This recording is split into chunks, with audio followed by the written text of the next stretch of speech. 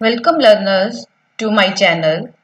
Dear learners, जैसे कि आप जानते हो कि मैंने आपको अपने प्रीवियस वीडियो में मॉडल 1 आर्किटेक्चर की डायग्राम करवाई है और मॉडल 2 आर्किटेक्चर की डायग्राम करवाई है।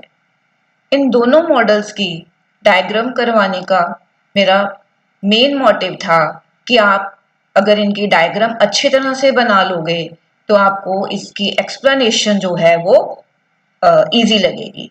तो इस वीडियो लेक्चर में मैं आपके साथ डिस्कस करने जा रही हूँ मॉडल 1 आर्किटेक्चर। डियर लर्नर, ये मॉडल 1 आर्किटेक्चर जो है ये आपका यूनिट 6 जो मैंने आपको पहले भी दिखाया था, यूनिट 6 में ये जो आपका framework available for J2 EE development है उसमें से मैंने लिया है। तो ये मॉडल 1 और मॉडल 2 दोनों बहुत इंपॉर्टेंट हैं from paper point of view. So अगर हम मॉडल 1 आर्किटेक्चर को डिस्कस करें तो इसके डायग्राम मैं आपको करवा चुकी हूँ। अब हम इसकी एक्सप्लेनेशन करते हैं। जैसे कि यहाँ पे गिवन है कि जो वेब एप्लीकेशंस डेवलपमेंट थी उसमें पहले पहले किसको यूज किया जाता था? सर्वलेट्स को। ठीक है, तो जो सर्वलेट्स होते थे उनको यूज किया जाता था वेब एप्लीकेशंस के लिए, राइट। तो सर्वलेट टेक्नोलॉजी जो थी वो क्या यूज करती थी? It uses threads rather than process. तो मैं यहाँ पे लिखने जा रही हूँ, आप इसको नोट कर सकते हो that servlet technology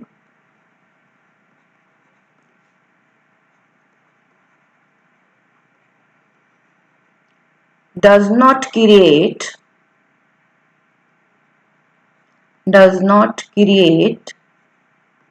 process,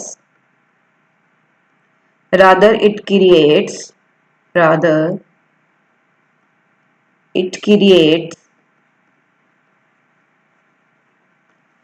threads to handle requests। ठीक है, टू हैंडल रिक्वेस्ट कि पहले सर्वलेट को यूज किया जाता था। ठीक है, और सर्वलेट जो थे वो मल्टीप्रोसेसिंग नहीं यूज करते थे, वो थ्रेडिंग यूज करते थे रिक्वेस्ट को हैंडल करने के लिए। So the main purpose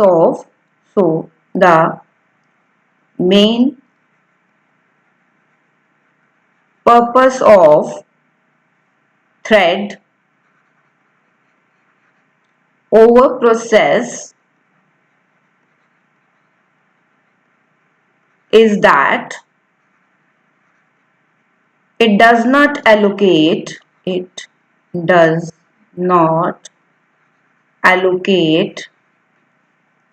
separate memory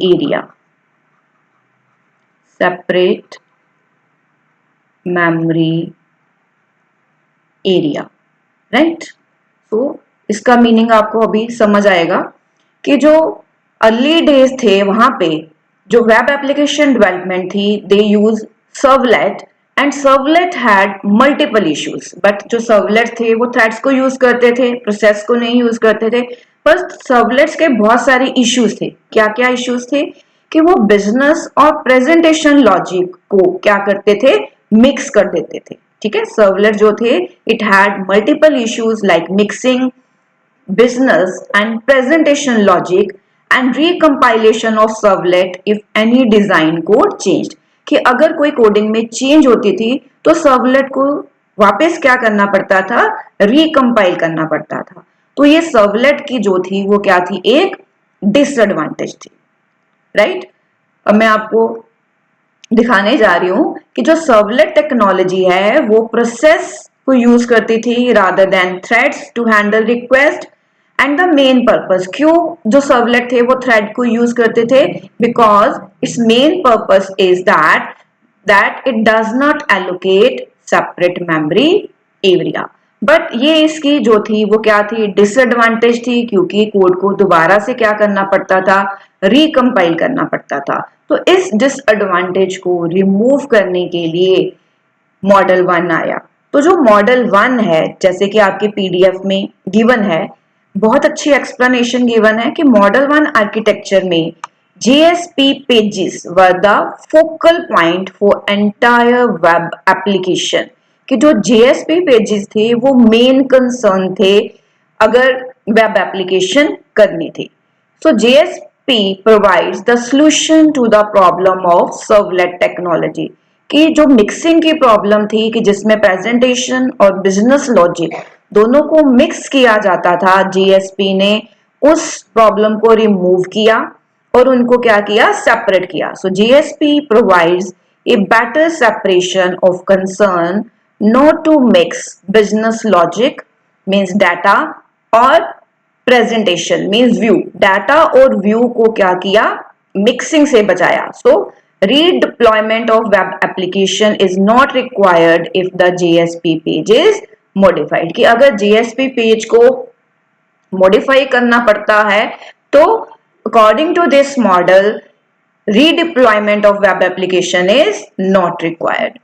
So जो JSP है वो कौन कौन सी टेक्नोलॉजी को सपोर्ट करता है? It supports Java bean, it supports custom tags, JSTL to keep the business logic separate from the JSP. Dear learners, ये बहुत इंपॉर्टेंट लाइन है कि सर्वलेट्स में बिजनेस लॉजिक और प्रेजेंटेशन को मिक्स किया जाता था, बट यहाँ पे जो है दोनों को JSP क्या करता है, सेपरेट आउट करता है. आई होप कि आपको समझ आ गया होगा. अब डायग्राम आप देख सकते हो कि जो मशीन है मींस ब्राउजर है, फर्स्ट ऑफ ऑल वो रिक्वेस्ट सेंड करेगा JSP को. Now what is JSP? JSP is a Java server pages which is a server side technology and it is used to create dynamic web pages. और उसके बाद जो JSP है वो जावा been को रिक्वेस्ट सेंड करेगी. जावा बीन जो है it is a reusable software component और फिर उसके बाद जावा बीन जो है वो डेटाबेस को एक्सेस करेगा, डेटाबेस रिक्वेस्ट को जावा बीन को सेंड करेगा, देन फिर उसके बाद JSP के पास आएगी और देन वो मशीन के पास आ जाएगी मीन्स ब्राउजर के पास आ जाएगी. ये जो मैंने आपको एक्सप्लेनेशन बताई है ये सारी एक्सप्लेनेशन यहाँ पे गिवन है that there is no servlet involved in model 1 architecture. The client request is sent directly to a JSP page which may communicate with Java Beans or other services, but ultimately the JSP page selects the next page for the client. Dear learners, आपको paper में इसकी advantages और disadvantages आ सकती हैं. So what are the advantages? Advantage क्या है? That it is quick and easy way to develop a web application. कि अगर हम JSP पेज को यूज करते हैं, मॉडल 1 को यूज करते हैं तो वेब एप्लीकेशन को डेवलप करना इजी है. But here are some disadvantages. Disadvantages क्या है कि यहाँ पे डिसेंट्रलाइज की प्रॉब्लम है. Decentralised navigation control, there is no central control to determine the navigation. कि नेविगेशन के लिए कोई central control नहीं है since every JSP page contains the logic to determine the next page, right? Next is hard to maintain. कि अगर किसी भी पेज का नेम जो है वो चेंज किया जाता है then every other JSP which refers to the renamed JSP needs to be modified, right?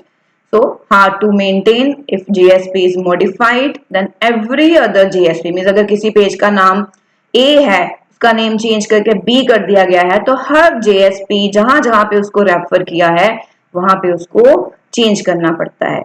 Time consuming because reusable components like custom text developments requires more time कि ये बहुत time consuming है. Next, difficult to extend.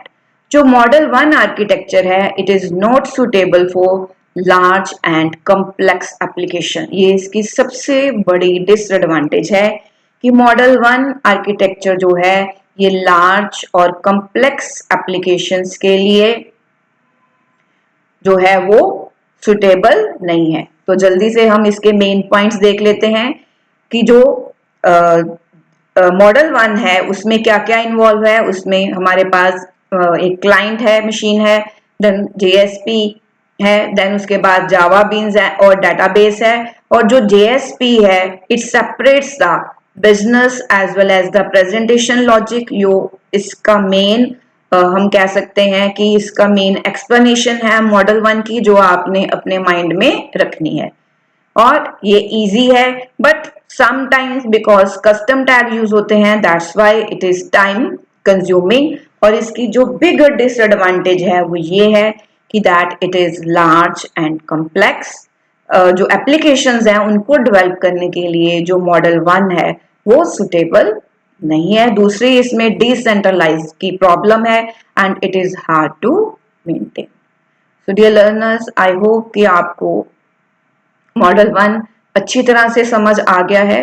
In next video lecture मैं आपके साथ discuss करूंगी model 2। आप like press करके बता सकते हो, कमेंट के थ्रू बता सकते हो कि आपको ये वीडियो कैसा लगा, आपकी हेल्प हुई है। और पेपर के लिए ये बहुत इंपॉर्टेंट टॉपिक है, क्योंकि मैं आपको दिखाना चाहती हूँ कि अगर हम इसके बैक एक्सरसाइजेस करें, क्योंकि जो एग्जामिनर है समटाइम्स वो बैक एक्सरसाइजेस में से ही क्वेश्चन जो है वो उठा लेते हैं। तो इसकी अगर मैं आपको बैक एक्सरसाइजेस दिखाऊं तो उसमें भी जो मॉडल 1 है उसके ऊपर क्वेश्चन आया हुआ है।